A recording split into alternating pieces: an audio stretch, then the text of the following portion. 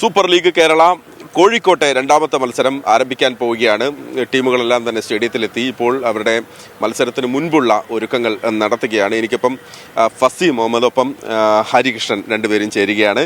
കോഴിക്കോടിനെ സംബന്ധിച്ചിടത്തോളം ഇന്ന് ഒരു വിജയം, രണ്ടാം വിജയം സ്വപ്നം കണ്ടാണ് കോഴിക്കോട് ഇറങ്ങുന്നത്. തൃശ്ശൂരാണെങ്കിൽ അവരുടെ ആദ്യ മത്സരം മികച്ച രീതിയിൽ അവർ കളിച്ചെങ്കിലും പക്ഷേ ജയത്തിലേക്ക് എത്താനായില്ല. മലപ്പുറത്തിനോട് ഒരു ഗോളിന് അവർക്ക് കാലിടറി വീഴുന്നത് നമ്മൾ കണ്ടു. അപ്പോൾ ഇന്നത്തെ മത്സരം എങ്ങനെയായിരിക്കും, അതിൻ്റെ പ്രതീക്ഷകൾ, സാധ്യതകളാണ് നമ്മളിപ്പോൾ വളരെ പെട്ടെന്ന് വിലയിരുത്തുന്നത്. ഫസി, നമ്മൾ മത്സരം നേരിട്ട് കണ്ടതാണ്, തൃശ്ശൂരിൻ്റെ കളിയും കോഴിക്കോടിൻ്റെ കളിയും. അപ്പോൾ രണ്ട് ടീമും ഒന്ന് ഒരു കട്ട എന്ന് പറയുന്ന രീതിയിൽ തന്നെയാണ്. നമുക്കറിയാം, തൃശ്ശൂർ കഴിഞ്ഞ മത്സരം അത്ര നല്ല രീതിയിൽ കളിച്ചിട്ട് ഒരു വിജയം അവരുടെ കയ്യിൽ നിന്ന് ജസ്റ്റ് മിസ്സായതാണ്. കോഴിക്കോടാണെങ്കിൽ ആവേശജയം വിജയിച്ച് വരികയാണ്. അപ്പോൾ രണ്ട് ടീമും വിജയത്തിൽ കുറഞ്ഞൊന്നും പ്രതീക്ഷിക്കുന്നില്ല. നമുക്കറിയാം, രണ്ട് ടീമിൻ്റെയും ഗോൾ കീപ്പർമാരും അത്രയും കട്ടക്ക് നിന്ന മത്സരമാണ് കഴിഞ്ഞ ഫസ്റ്റ് മത്സരം കഴിഞ്ഞിട്ടുള്ളത്. അപ്പോൾ അതുപോലെ തന്നെ നല്ലൊരു നെക്ക് ടു നെക്ക് കോമ്പറ്റീഷൻ ആയിരിക്കും ഈ മത്സരവും പ്രതീക്ഷിക്കുന്നത്.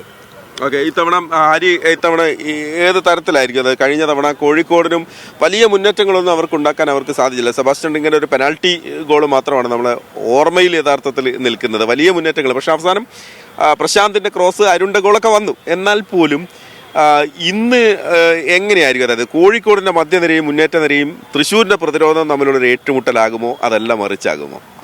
അതെ, ഈ ആദ്യ മത്സരത്തിൽ കണ്ടതുപോലെ തന്നെ ഈ കോഴിക്കോട് കളിച്ചത് എങ്ങനെയാണ്, ആ പൊസിഷൻ അവർ എതിർ ടീമിന് കൊടുത്തുകൊണ്ട് നമ്മൾ ഡിഫെൻഡ് ചെയ്ത് കളിക്കാം, നമുക്ക് ഗോൾ മതി, at the end of the game നമുക്ക് ആ 3 points കൊണ്ടുപോകാം എന്നുള്ളൊരു ആവശ്യം വന്നാൽ ഗോൾ അടിക്കാം എന്നുള്ള ആ ഒരു ആറ്റിറ്റ്യൂഡിൽ തന്നെയാണ് കോഴിക്കോട് കഴിഞ്ഞ കളി കളിച്ചത്. പക്ഷേ തൃശ്ശൂർ മറിച്ച് മലപ്പുറത്ത് പോയപ്പോൾ അത്യാവശ്യം ബോൾ കൺട്രോളും അതുപോലെ തന്നെ അറ്റാക്കിങ്ങും നടത്തിയാണ് കളിച്ചത്. അപ്പോൾ അതേ ഒരു ശൈലി തന്നെ ഫസ്റ്റ് കളിയിൽ കണ്ട പോലെ തന്നെ തൃശ്ശൂരിൻ്റെ നമുക്ക് ബോളും കാണാൻ സാധിക്കാം.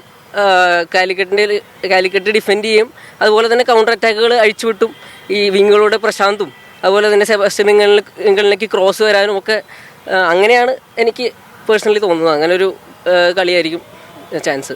ഓക്കെ, ഇപ്പോൾ നമ്മൾ ഗോൾ കീപ്പർമാരെ കുറിച്ച് പറഞ്ഞു. കമാൽ കഴിഞ്ഞ തവണത്തെ കളിയിൽ നമ്മൾ തന്നെ പല കുറി വിലയിരുത്തിയതാണ്. പക്ഷേ ഈ തവണ കോഴിക്കോട് വരുമ്പോൾ വളരെ സ്ട്രോങ് ആയിട്ടുള്ള ഗോൾ കീപ്പറുടെ ഒരു നിരയുള്ളൊരു ടീം കൂടിയാണ്. അപ്പോൾ എങ്ങനെയായിരിക്കും അവരുടെ ഒരു പ്രകടനം? സ്വാഭാവികമായിട്ടും നമുക്കറിയാം, കഴിഞ്ഞ മത്സരത്തിൽ ആൾ എത്രത്തോളം മികച്ച പ്രകടനമാണ് കമാലിൻ്റെ ഭാഗത്തു നിന്ന് ഉണ്ടായിട്ടുള്ളത്. അതുപോലെ തന്നെ ഹജ്മലിൻ്റെ കേസായാലും നിർണായകമായ ഒരുപാട് സേവുകൾ കഴിഞ്ഞ മത്സരത്തിലുണ്ടായി. അതുപോലെ തന്നെ രണ്ട് ടീമിൻ്റെയും അറ്റാക്ക് ഭയങ്കര സ്ട്രോങ് ആണ്. അതുകൊണ്ട് തന്നെ ഗോൾ കീപ്പർമാർക്ക് അത്യാവശ്യം നല്ല പണിയുള്ള ഒരു മത്സരമായിരിക്കും ഈ മത്സരം ഉണ്ടാവുമെന്ന് തോന്നുന്നു. പണി കൂടും ഗോൾ കീപ്പർമാരെ സംബന്ധിച്ചിടത്തോളം. ഓക്കെ, കഴിഞ്ഞ തവണ സുമിത് ഉണ്ടായിരുന്നില്ല. ഇത്തവണ ഒരു സുമിത്തിനെ നമ്മളിവിടെ കാണുന്നുണ്ട്. സുമിത്ത് ഒരു പക്ഷേ ഇറങ്ങിയേക്കും എന്നാണ് നമ്മൾ പ്രതീക്ഷിക്കുന്നത്. കഴിഞ്ഞ തവണ ലെനി റോഡ്രിഗസ് വലിയൊരു പ്രകടനം അദ്ദേഹത്തിൻ്റെ ഭാഗത്തുനിന്ന് വന്നില്ല. അപ്പം ഈ ഒരു തൃശ്ശൂരിൻ്റെ കുറെ കൂടി ഒരു അഗ്രസീവായ ഫുട്ബോൾ തൃശ്ശൂർ കളിച്ചാൽ കോഴിക്കോടിന് സ്വന്തം കാണികൾക്ക് മുന്നിൽ വിയർക്കേണ്ടി വരും എന്ന് പറയാൻ സാധിക്കുമോ? വിയർക്കേണ്ടി വരുമെന്ന് പറയണം. കാരണം ISL കളിച്ച എക്സ്പീരിയൻസ് ഉള്ള നിരവധി പ്ലേയേഴ്സ് ഉണ്ട് തൃശ്ശൂർ നിരയിൽ. അപ്പോൾ അതുപോലെ തന്നെ ഈ ടീമൊന്ന് ജെല്ലായി വരാനും ഒക്കെ ഒരു സമയം, അത് ചിലപ്പോൾ ഒരു കളി കഴിഞ്ഞപ്പോൾ അവർക്ക് മനസ്സിലായിട്ടുണ്ടാവും എങ്ങനെയുള്ള എതിരാളികളാണ് ഇവർക്ക് കിട്ടുക. ഈ SLKയിൽ ഈ സുമിത് റാത്തി ഐ തിങ്ക് ഇറങ്ങിയിട്ടുണ്ടായിരുന്നില്ല. അപ്പോൾ ഈ കളി ഇറങ്ങാൻ നല്ല സാധ്യതയുണ്ട്. അതുപോലെ തന്നെ കാലിക്കറ്റിൻ്റെ ഭാഗത്ത് നമുക്ക് അനികേത് ജാദവ് അവസാന മിനിറ്റിലാണ് കഴിഞ്ഞ കളിയിൽ ഇറങ്ങിയത്. അപ്പോൾ അനികേത് ജാദവിന് ചിലപ്പോൾ ഈ കളിയിൽ നല്ല അവസരം ലഭിച്ചേക്കാം. അനികേത് ജാദവ് ഒരു വേറിട്ട പൊസിഷനിൽ കളിച്ചേക്കാം, മിഡ്ഫീൽഡിൽ ഇറങ്ങി വന്ന് അങ്ങനൊരു റോളിൽ കളിച്ചേക്കാം. അപ്പോൾ രണ്ട് മുൻ ISL താരങ്ങൾ ഈ കളിയിൽ കൂടുതൽ സമയം ലഭിക്കാനും അതുപോലെ തന്നെ നല്ല മത്സരം അതിനാണ് നമ്മൾ പ്രതീക്ഷിക്കുന്നത് ഇവിടെ. ഓക്കെ, അപ്പോഴും നമ്മൾ കണ്ണുടക്കുക രണ്ട് ടീമിന്റെ മുന്നേറ്റ നിരയിലാണ്. ഒരു വശത്ത് സെബാസ്റ്റ്യൻ ഡിങ്ങറുണ്ട്, മറുവശത്ത് മാർക്കസ് ജോസഫ് ഉണ്ട്. അപ്പോൾ ഈ രണ്ട് താരങ്ങളിലേക്ക് എങ്ങനെ പന്തെത്തും എന്നതിനെ ആശ്രയിച്ചായിരിക്കും ഇന്നത്തെ കോഴിക്കോടത്തെ ഗോൾ വർഷം എന്നാണ് നമ്മൾ പ്രതീക്ഷിക്കുന്നത്. മത്സരം തുടങ്ങാൻ പോവുകയാണ്. കോഴിക്കോട് കഴിഞ്ഞ മത്സരത്തിന് അവസാന നിമിഷം ഒരു ഗോളൊന്ന് കിട്ടിയപ്പോൾ അവർ അവസാന മിനിറ്റുകൾ കോഴിക്കോടിന്റെ ഒരു ഉയർത്തെഴുന്നേൽപ്പ് നമ്മൾ കണ്ടതാണ്, ഒരു പോരാട്ട വീര്യം നമ്മൾ കണ്ടതാണ്. അവിടെയാണ് കോഴിക്കോട് അവസാനിപ്പിച്ചത്.